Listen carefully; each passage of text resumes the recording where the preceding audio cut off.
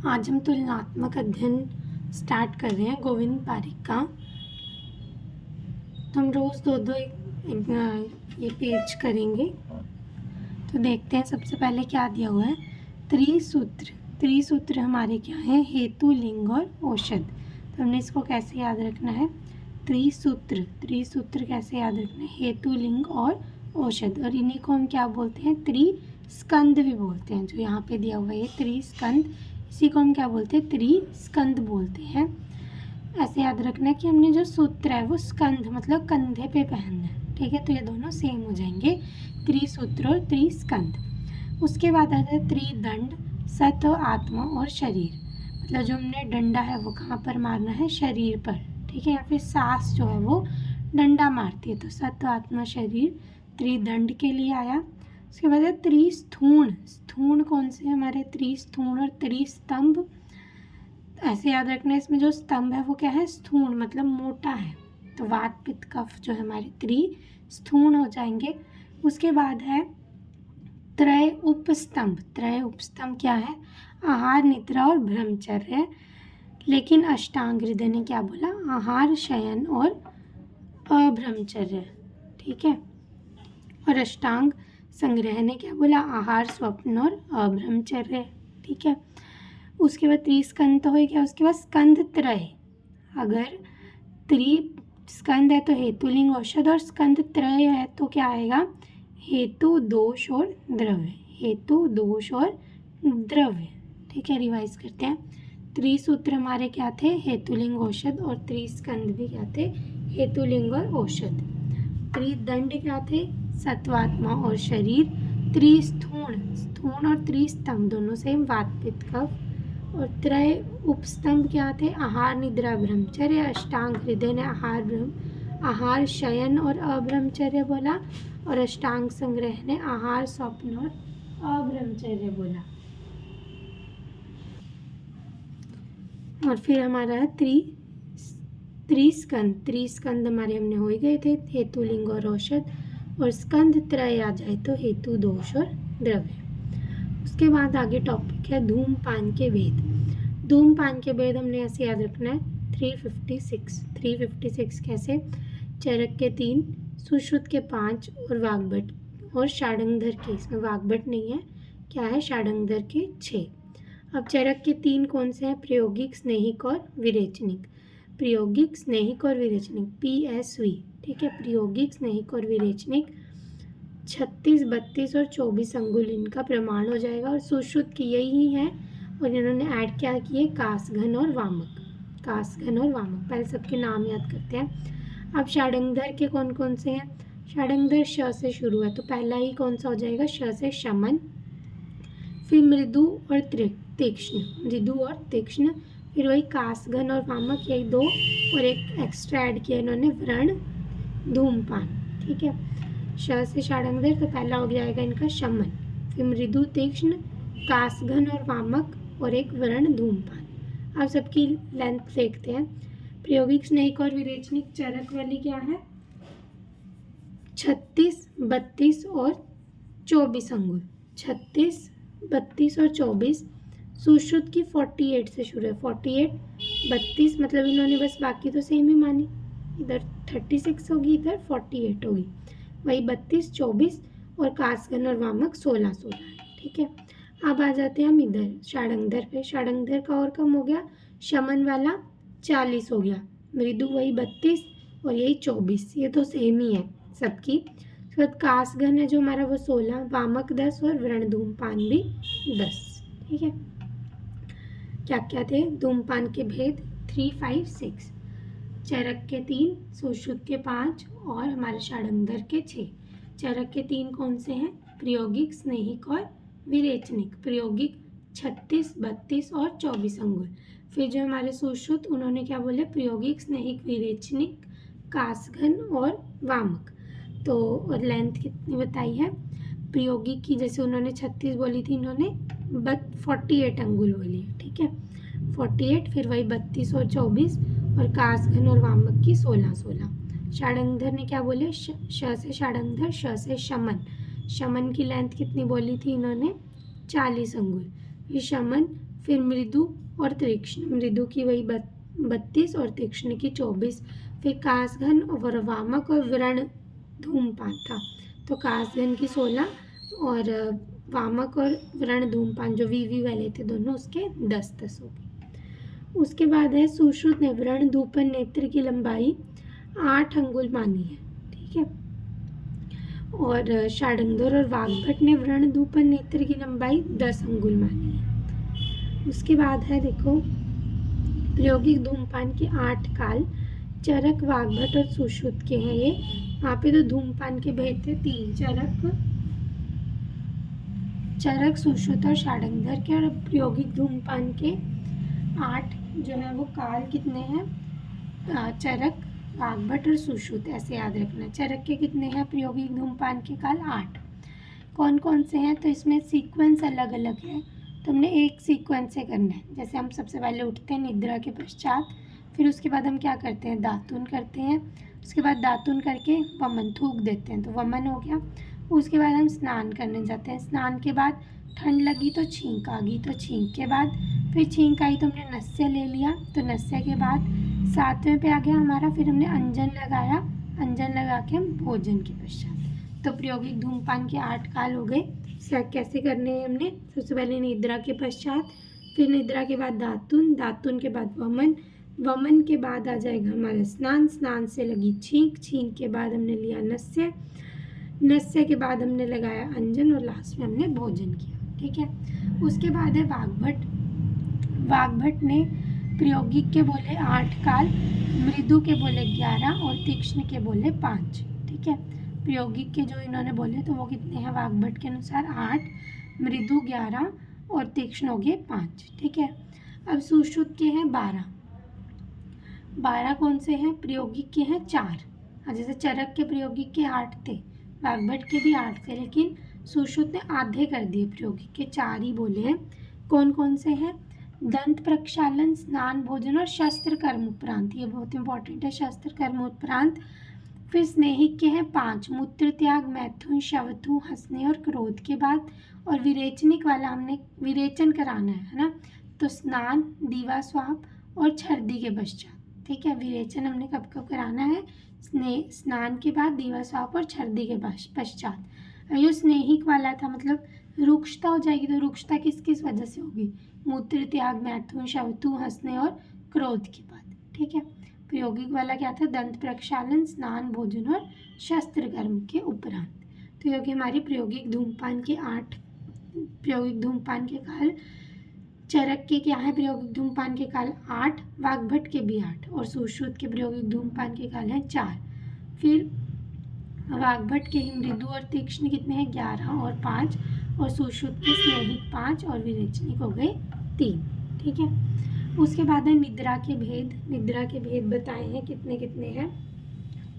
चरक के हैं निद्रा के भेद 6, सुश्रुत के आधे 3 और वाग्भट के हैं 7, ठीक है। तो ऐसे याद रखना है कि वो कितने कितने टाइम तक सोते हैं। चरक प्रॉपर 6 घंटे ही नींद लेते हैं, ठीक है।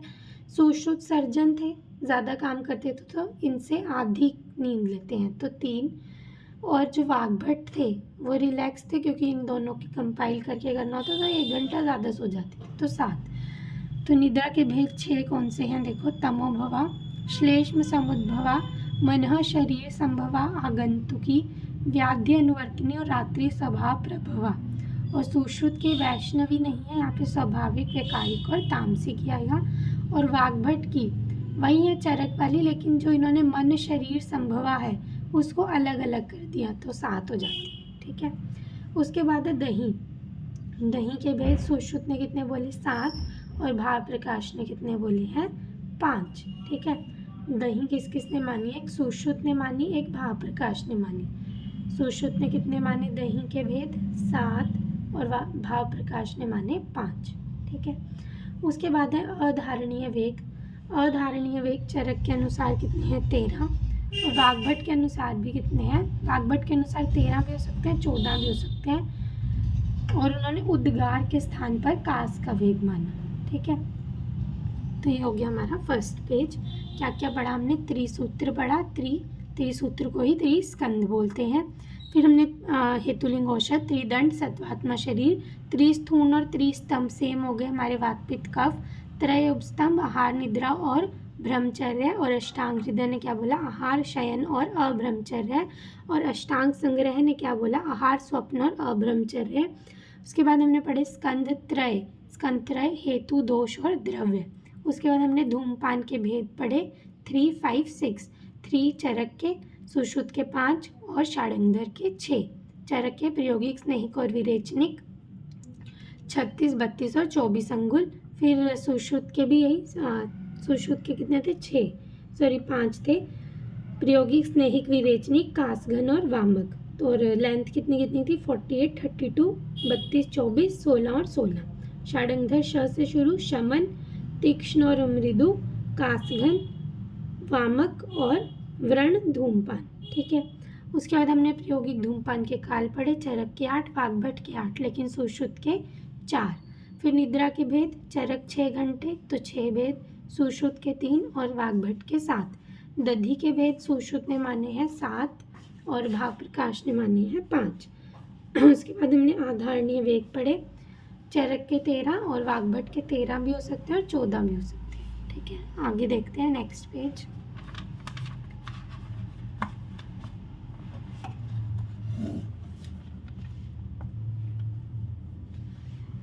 उसके बाद है स्नेह की प्रविचारणाएं। तो चरक की है स्नेह की प्रविचारणाएं 24 भी हैं और 64 भी हैं। वाग्भट की रस के अनुसार 64 और काश्यप की 20। जो काश्यप की 20 है वो हमने याद रखनी है। स्नेह की प्रविचारणाएं चरक के अनुसार 24 और 64, फिर वाग्भट की रस के अनुसार 64 और काश्यप की हैं 20। उसके बाद है स्वेदन के भेद। पता है हमने 2 प्रकार के स्वेदन होते हैं, सअग्नि और निरग्नि। सअग्नि चरक के 13, सुश्रुत के 4, वाग्भट के 4 और काश्यप के हैं हमारे 8। ठीक है, सअग्नि कितने हो गए, चरक के 13, सुश्रुत के 4 और वाग्भट के 4 और काश्यप के 8। उसके बाद है निरग्नि स्वेद। निरग्नि स्वेद हमें पता है चरक के 10 होते हैं और सुश्रुत के हो गए 8। ठीक है। उसके बाद है शिरोरोग। शिरोरोग चरक के 5, सुश्रुत के 11 और भाव प्रकाश, योग रत्नाकर और माधव के भी 11 और वाग्भट के हैं 10। तो चरक के 5 कौन से हैं, वात पित्त कफ सन्निपातज और क्रेमिज। और सुश्रुत के 11 कौन से हैं, वात पित्त कफ सन्निपातज, क्षयज, क्रीमिज, सूर्याव्रत, अनंतवात, अर्धाभेदक और शंखक। और भाव प्रकाश, योग रत्नाकर और माधव, इन तीनों के भाव प्रकाश, योग रत्नाकर और माधव के कितने 11 और वाग्भट के कितने हो गए 10। शिरोरोग चरक के 5, सुश्रुत के 11, भाव प्रकाश, योग रत्नाकर और माधव के भी 11 और वाग्भट के 10। उसके बाद आते हैं हृदय रोग। हृदय रोग चरक के 5 और भेल और सुश्रुत के कितने 4, इन्होंने सन्निपातज नहीं माना। ठीक है, याद रखना भेल और सुश्रुत ने सन्निपातज हृदय रोग नहीं माना।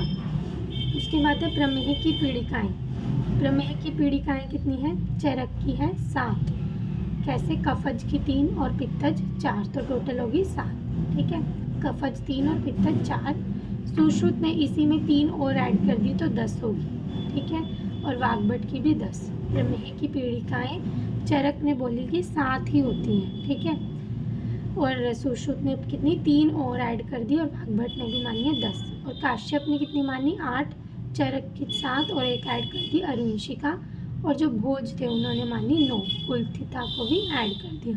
तो हमने कैसे याद रखनी है, सबसे पहले आए प्रमेह पीड़िका में एक्सप्लेनेशन देने वाले चरक, तो उन्होंने बोली 7। ठीक है, प्रमेह पीड़िकाएं हमेशा 7 निभाएंगी, ऐसे याद रखना है, तो 7 होगी। उसके बाद आए सुश्रुत, उन्होंने 3 और ऐड कर दी कि नहीं 3 और होती है। ठीक है, फिर आए काश्यप ने चरक की 7 ही की लेकिन 1 ऐड कर दी अरुंशिका।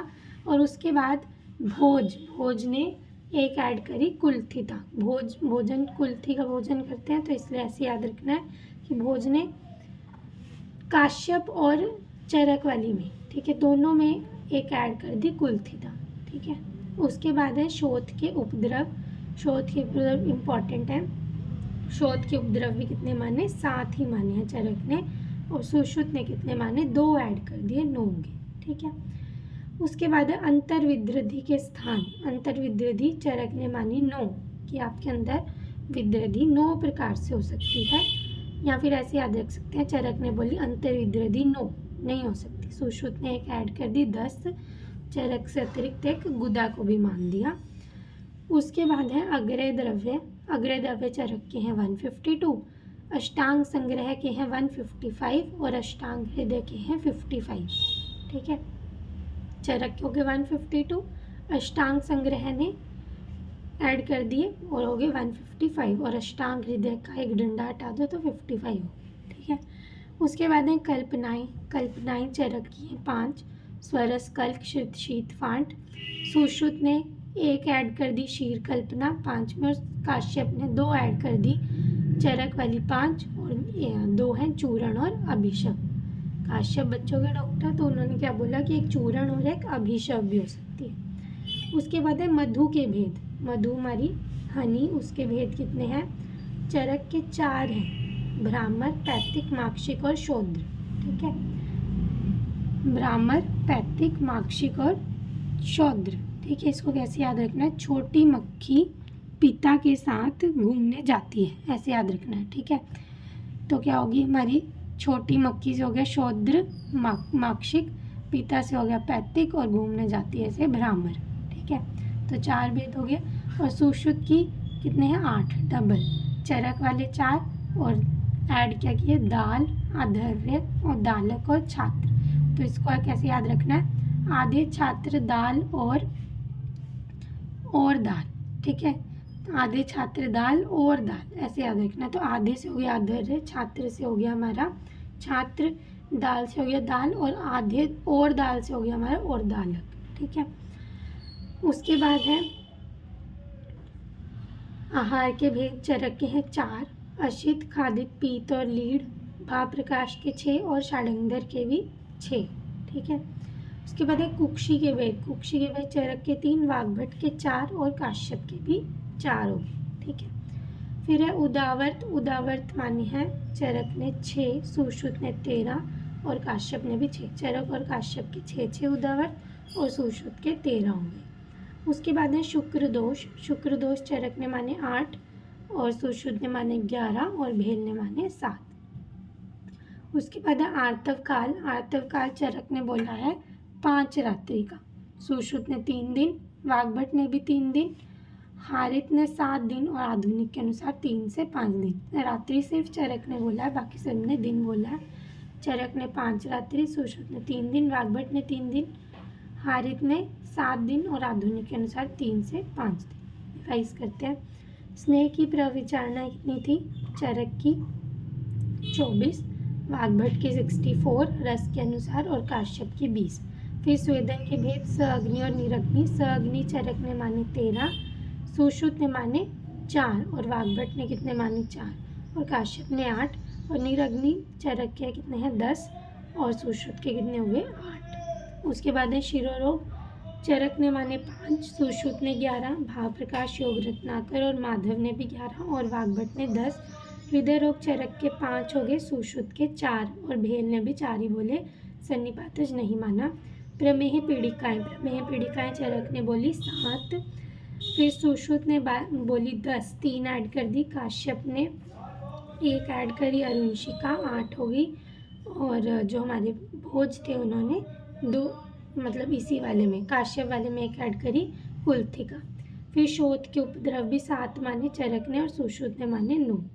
अंतर विद्रधि के स्थान माने चरक ने 9 और सुश्रुत ने कितने माने? 10। अग्रय द्रव्य चरक के अनुसार 152, अष्टांग संग्रह के अनुसार 155 और अष्टांग हृदय के अनुसार 55। फिर है कल्पनाएं। चरक के अनुसार 5, सुश्रुत ने 1 ऐड करी, शीर कल्पना, और काश्यप ने माने 7, चूरण और अभिशव। मधु के भेद चरक ने माने 4, कौन कौन से? शूद्र, माक्षिक, पैतृक और ब्राह्मण, और सुश्रुत ने माने 8। आहार के भेद चरक ने 4, भाव प्रकाश ने 6 और षाडंगर ने भी 6। ठीक है, भाषा। ठीक है, भाषा ने 6। कुक्षी के भेद चरक ने 3, वाग्भट ने 4 और काश्यप ने भी 4। उदावर्त माने चरक ने 6, सुश्रुत ने 13 और काश्यप ने 6।